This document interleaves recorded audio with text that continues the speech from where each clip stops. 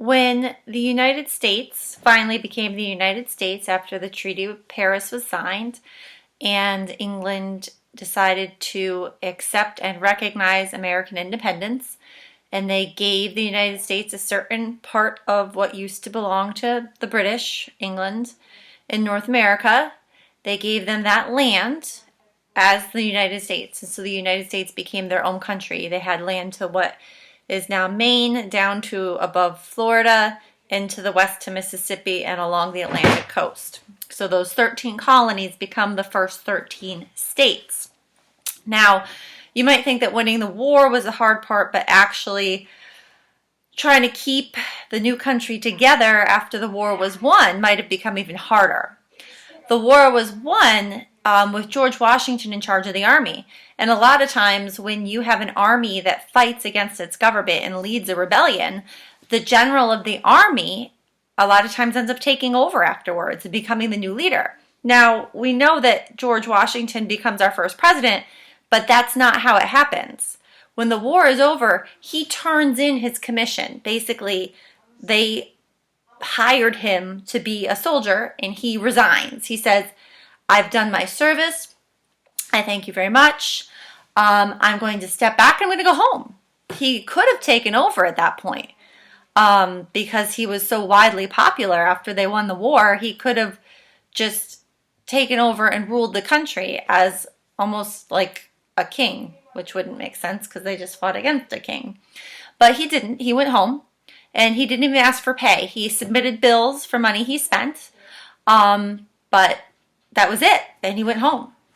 And so who was left to rule the country? Well, the country or the colonies during the war had been ruled by the Continental Congress.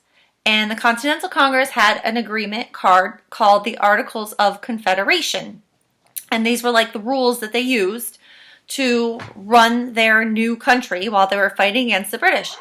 But the problem is that these rules weren't very good and they weren't very strong. So once the war was over and everybody was done fighting together against the British, they all went home and had to face all sorts of problems after the war ended. The country had lots of problems. They couldn't pay their soldiers. That was a problem. Made the soldiers very mad. Okay, obviously so. And the Continental Congress had to move from city to city to kind of like one of the moves they had to move was to escape the soldiers who wanted their pay. They couldn't pay them. They didn't have authority to do lots of things. They couldn't raise taxes and things like that to make money, but they needed to make money to pay back all the money that they owed from the war. Because as we learned during the French and Indian War, war is expensive, which is one of the reasons that England had started taxing the colonies in the first place. And now that the United States is its own country, now they need taxes to raise money to pay for the war that they just fought. But the government, the Continental Congress, doesn't have the authority to raise taxes. The states do. But the Congress can't force the states to pay the bills. So that's a problem. They can print money, but the problem is if you print too much money, the money becomes worthless. So like if I go home and I print, money on my printer and I try to pay for it, it's not really worth anything. It doesn't work.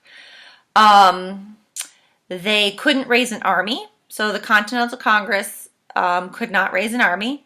So if the Spanish from Florida decided to attack the new country while they were weak, or the British who were still in Canada said, there was really no army to protect the new country.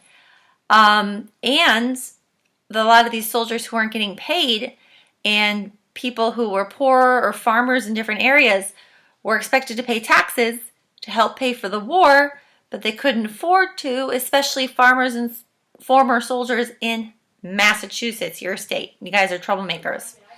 So this is what we call Shays Rebellion because supposedly it was led by Daniel Shays. He was not the only guy, but that's another story.